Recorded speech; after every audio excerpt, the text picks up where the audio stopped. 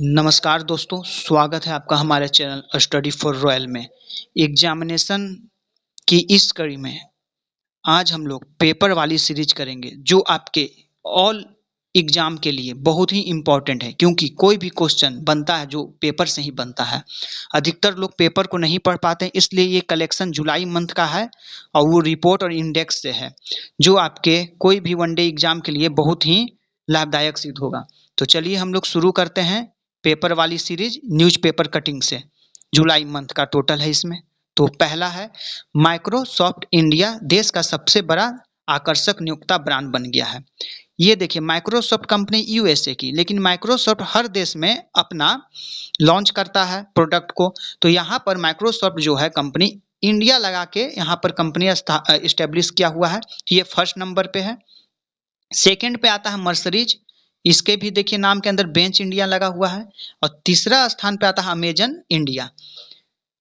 ये जो है ये निकाला है रैंड स्टैंड नियोक्ता ब्रांड अनुसंधान। ये बहुत इंपॉर्टेंट है, कहेगा कि किस रिपोर्ट के अनुसार आपको माइक्रोसॉफ्ट इंडिया सबसे नंबर 1 हुआ है, आकर्षक नियोक्ता में बन गया है। तो आपको नाम बताना है रैंड स्टैंड नियोक्ता ब्रांड 2022।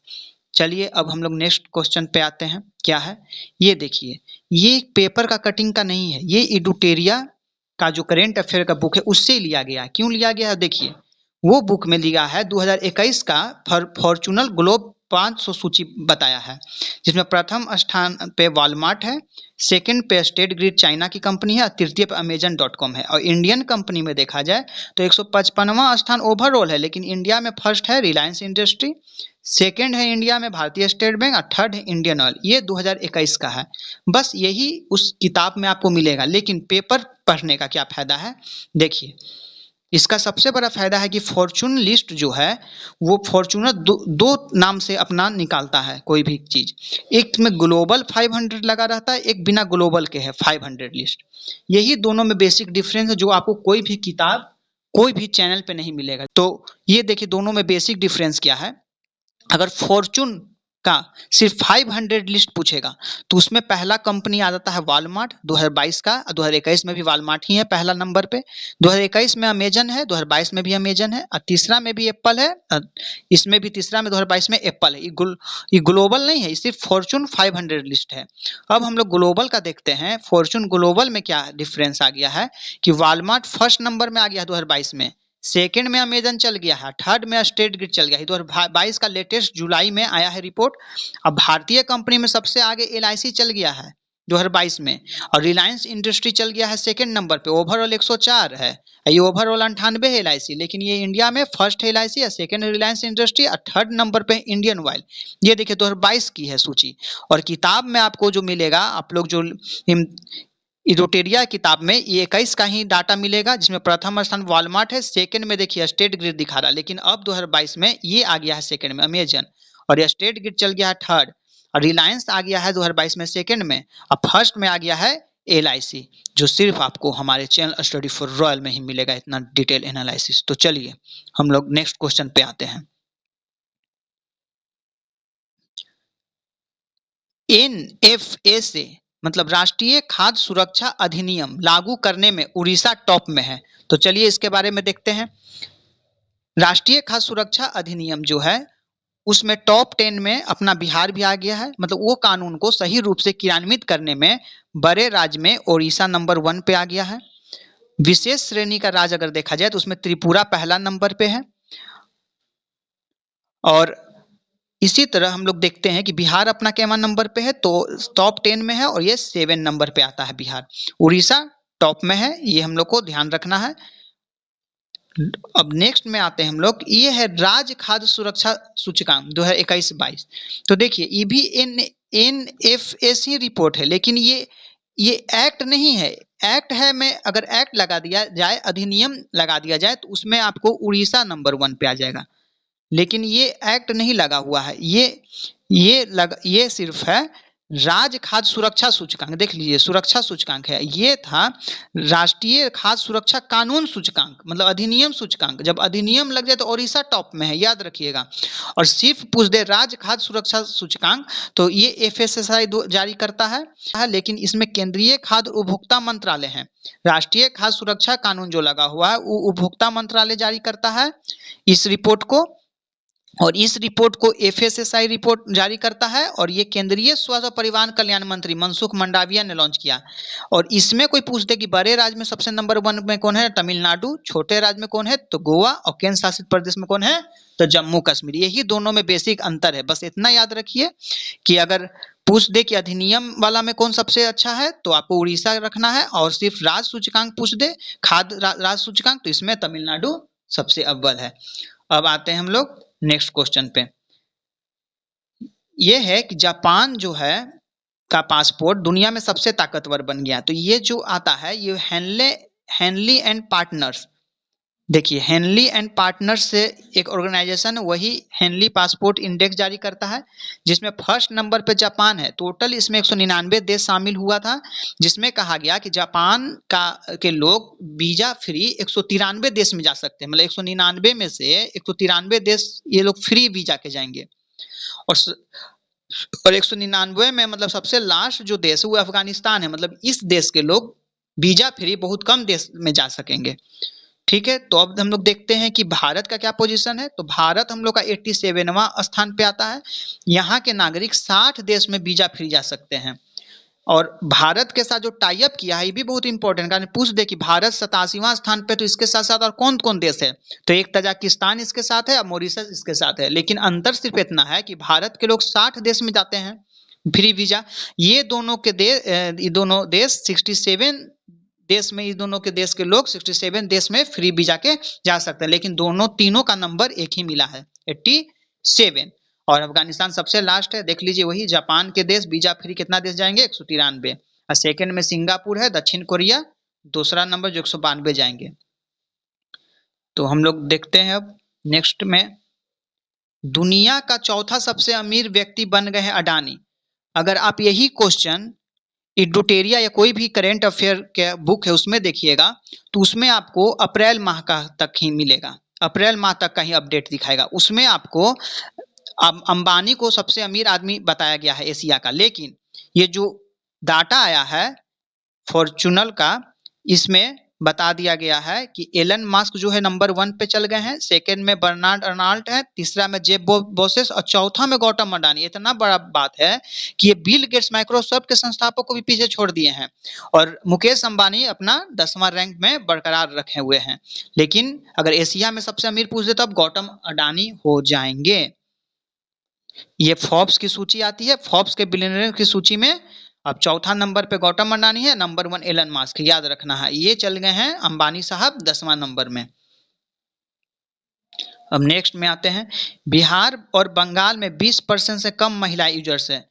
ये आप बोला गया कि इंटरनेट यूजर्स कौन कौन है और कितना है, तो इसी में बताया गया है कि बिहार और बंगाल जो है इसमें 20% से भी कम महिलाएं यूजर्स हैं नेट का, यही इसका डाटा है इसमें। और सबसे इसमें नंबर से देखना पड़ता है कि किसमें है, तो सबसे ज़्यादा तो असम में बोल रहा है 24% महिलाएं यूज करती हैं, पुरुष 37%। और बिहार का मेन याद रखना है, यहाँ 17% महिला यूज कर रही हैं, 39.4% यूज कर रहे हैं पुरुष ग्रामीण में। वही शहर में बात कर दिया जाए बिहार का तो 38% महिलाएं शहर में यूज कर रही हैं नेट, और 58.4 पुरुष यूज कर रहे हैं। यही मेन डाटा इसका बिहार का था, और ये डाटा का नाम था इंडिया इंटरनेट रिपोर्ट। अब आते हैं हम लोग नेक्स्ट क्वेश्चन में, लैंगिक समानता रिपोर्ट WEF जारी करता है। इसमें आइसलैंड नंबर 1 पे है, 146वां स्थान पे अफगानिस्तान है, अब भारत का स्थान 135 है, जिसका स्कोर एकदम याद रख लीजिएगा 0.629, बहुत एग्जाम में पूछा भी है, सिर्फ भारत का याद रखिएगा 0.629। नेक्स्ट पे आते हैं, पिछले 3 वर्ष में 3.92 लाख भारतीय ने छोड़ी नागरिकता।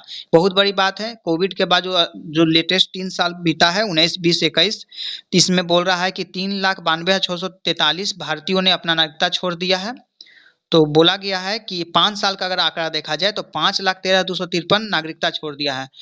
जैसे 17 में बताया है, 18 में बताया है, 19 में, 20 में, 21 तक का रिपोर्ट है। सबसे ज्यादा नागरिकता जो दिया है इस मतलब, तो अमेरिका दिया सबसे ज्यादा 1,70,795 को। कनाडा में गए हैं 64,071 और पाकिस्तान में 48 लोग गए हैं, मतलब वो दिया है वीजा। अब आते हैं हम लोग, शिक्षा मंत्रालय ने जारी किया है राष्ट्रीय संस्थान रैंकिंग रिपोर्ट 2022। ठीक है, इसमें बोल रहा है कि बहुत सारा कैटेगरी है, इसका शॉर्ट फॉर्म भी पूछ सकता है। इसका शॉर्ट फॉर्म है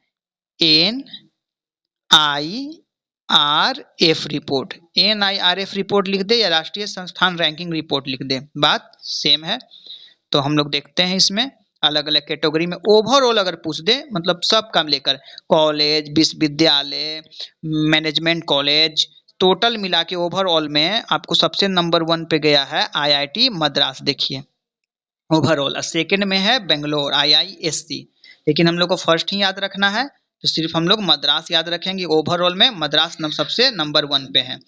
अगर इंजीनियरिंग इंस्टीट्यूट में बोल दे तो इसमें भी IIT मद्रास नंबर 1 पे है। अगर मेडिकल कॉलेज में बोल दे तो एम्स दिल्ली है, और IIM अहमदाबाद बोल दे तो मैनेजमेंट कॉलेज में नंबर 1 है, जो शिक्षा मंत्रालय रिपोर्ट जारी करता था। इसी में कुछ एक्स्ट्रा फैक्ट ये देख लें, एक क्यूएस वर्ल्ड यूनिवर्सिटी रैंकिंग निकालता है, तो उसमें 2022 और 23 दोनों का रैंकिंग आ गया है। दोनों आपको ध्यान रखना बहुत जरूरी है, क्योंकि जो एग्जाम है वो कभी कभी एक साल पीछे का भी आपको पूछ देता है, क्योंकि 22 चल रहा है, आगे का भी पूछ सकता है 23 का में कौन आएगा। तो 23 का तो उतना इम्पोर्टेंट अभी नहीं है, लेकिन 23 का भी निकाल चुका है, लेकिन 22 का आपको बहुत इंपॉर्टेंट है, तो देख के जाना है। जिसमें बोला है कि MIT जो है USA का, वो सबसे नंबर 1 में है। अब भारत में प्रथम स्थान पे IIT बॉम्बे है, जो 177वां स्थान है। 21 का रिपोर्ट था जो 22 में दिया है, 22 का रिपोर्ट है जो 23 के नाम से दिया है। इसमें भी MIT USA नंबर 1 पे है, इसमें IISc बेंगलोर 155वां स्थान पे है। फिर अगर आपसे पूछ दे कि QS best cities for student ranking, मतलब स्टूडेंट के रहने के लिए, पढ़ाई के लिए सबसे बेस्ट सिटीज कौन है, तो ओवरऑल पूछ दे तो लंदन है नंबर 1 पे, और मुंबई का अपना स्थान है 103वां। भारत में प्रथम पूछ दे तो बंबई हो जाएगा। तो नेक्स्ट हम लोग आगे आते हैं, यही है क्यूएस वर्ल्ड यूनिवर्सिटी रैंकिंग 2023। 22 वाला 23 के नाम से निकाल दिया। देखिए ISc बेंगलोर 186वां पोजीशन में था 22 में, लेकिन 23 में बोल रहा है 155वां में चल गया। IIT बॉम्बे जो है 172वां में चल गया है, मतलब घट गया है 177। तो यही यहाँ पे हम बताए हैं आपको कि अगर 22 लिखा हुआ आ जाए तो आपको मारना है IIT बॉम्बे, और 23 आ जाए तो IISc Bangalore. Next, innovation index जो है ये हमेशा नीति आयोग जारी करता है, नीति आयोग के द्वारा जारी होता है। तो इसमें कह रहा है क्या कि कर्नाटक जो है 18.01 स्कोर के साथ नंबर 1 पे है। हमारा बिहार जो है 15वां नंबर पे है। देखिए बिहार अपना 15वां नंबर पे है, जो 11.58 स्कोर लिया है। और सब इसमें टोटल 17 राज्य ही शामिल हुए थे, तो 17 राज्य में कर्नाटक नंबर 1, और सबसे लास्ट याद रखिएगा छत्तीसगढ़ 17वां नंबर पे 10.97 के नंबर लिया है, ये स्कोर लाया है। केंद्र शासित प्रदेश में चंडीगढ़ नंबर 1 पे है, देख लीजिए। और पूर्वोत्तर और पहाड़ी राज्य को मिला दिया जाए तो मणिपुर फर्स्ट में है, बस यही याद रखना है। और एक अपडेट और याद रख लीजिए, नीति आयोग के जो अभी उपाध्यक्ष हैं सुमन बेरी हैं, और CEO जिसको मुख्य कार्यपालक अधिकारी कहते हैं वो परमेश्वरन अय्यर है। नेक्स्ट क्वेश्चन पे अब आते हैं, नेक्स्ट न्यूज़पेपर कटिंग पे आते हैं। देखिए एक नया रिपोर्ट आया, इसमें कहा गया है देश में अविवाहित रहना पसंद कर रहे हैं युवक युवतियां। तो बोल रहा है राष्ट्रीय सांख्यिकी कार्यालय के द्वारा रिपोर्ट जारी किया है, 8 साल में 6% बढ़ी है अविवाहितों की संख्या।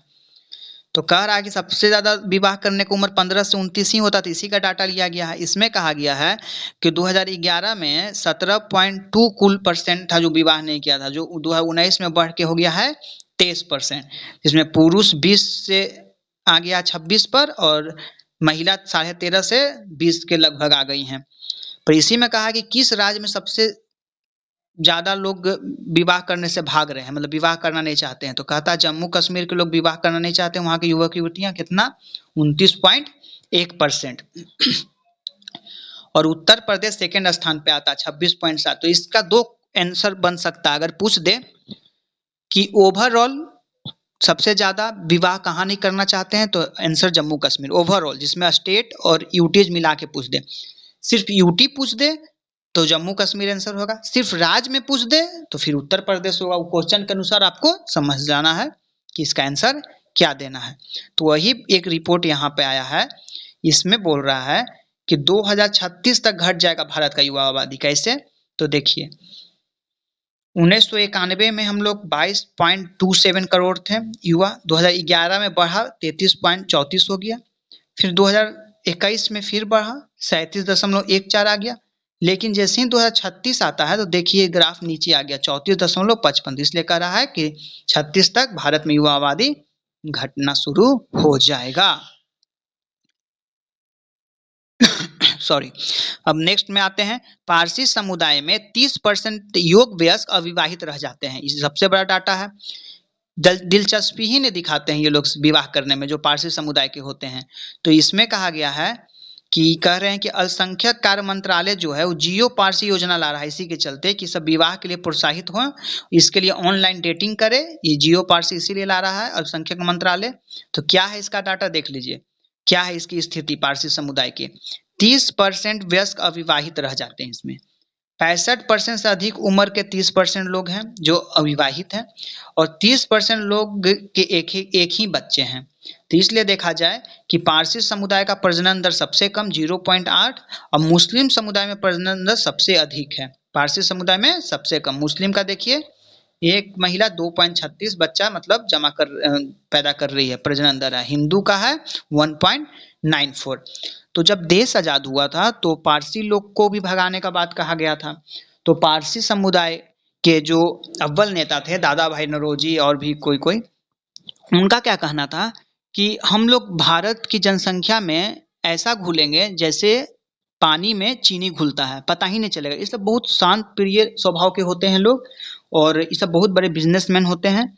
तो यहाँ पर इसलिए देखा जा रहा है कि इन लोग विवाह की ओर दिलचस्पी कम है। तो हमने बताया कि सबसे कम दिलचस्पी विवाह में जम्मू कश्मीर राज्य में सबसे ज़्यादा है। अगर समुदाय विशेष का बोला जाए तो ये पारसी समुदाय का है। ये हुआ दोस्तों जुलाई महीना का इम्पोर्टेंट रिपोर्ट और इंडेक्स जो मैंने आपके समक्ष रखा है। इसी तरह हम लोग का पेपर वाली सीरीज के अंतर्गत जल्द ही बिहार स्पेशल जुलाई महीना का टोटल न्यूज आने वाला है। बिहार में क्या क्या हुआ, क्योंकि आजकल हर एग्जाम में बिहार ओरिएंटेड क्वेश्चन बनती है करेंट से। जैसे पूछ दिया गया था प्रीवियस कोई एग्जाम में कि जदयू ने किस अधिनियम का समर्थन किया, या केंद्र की इस योजना का समर्थन लोकसभा में किसने किया। तो ये सब कोई आपको पत्रिका में नहीं मिलेगी, ये पेपर में ही मिलेगी। अब पेपर वाला सीरीज बहुत ही आप लोग के लिए रामबाण साबित होगा। इसलिए दोस्तों आप लोग हमारे चैनल पर अपना प्यार बनाए रखिए, खुश रहिए, स्वस्थ रहिए और देखते रहिए स्टडी फॉर रॉयल। जय हिंद।